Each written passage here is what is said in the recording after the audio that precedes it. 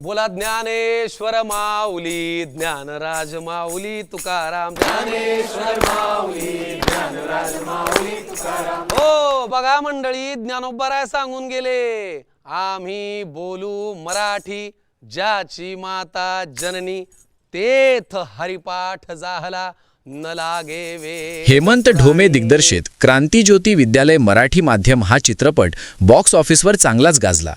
जवळपास 6 कोटी रुपयांच्या बजेटमध्ये बनलेल्या या चित्रपटाने बॉक्स ऑफिसवर 20 कोटी रुपयांपेक्षा अधिक गल्ला जमवला आहे।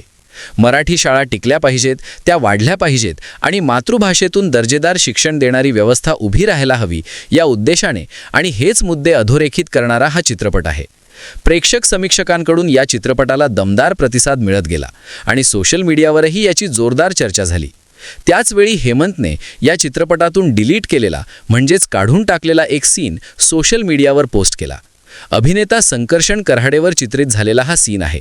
या सीनवर आता नेटकऱ्यांनी विविध प्रतिक्रिया दिल्या आहेत। संकर्षण कराडे यांचा प्रसंग जो काही कारणास्तव चित्रपटात ठेवता आला नाही, पण आता संपूर्ण प्रसंग खास तुमच्यासाठी। मंडळी, आपली मातृभाषा हीच भगवंताच्या अधिक जवळ नेणारी भाषा आहे, असं कॅप्शन देत हेमंतने हा डिलीट केलेला सीन शेअर केला आहे।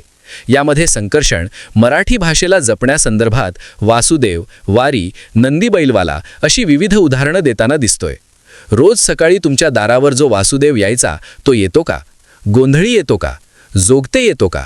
हे सगळं सोडा, ज्याला तुम्ही कौल विचारायचा तो बुगुबुगू करणारा नंदी येतो का? दुर्दैव आहे मंडळी, ही विचार करायला लावणारी गोष्ट आहे। याच्याही पलीकडे जाऊन सावळ्या विठ्ठलाच्या ओढीने निघणारी वारी तरी निघेल का, असे प्रश्न तो विचारताना दिसतोय।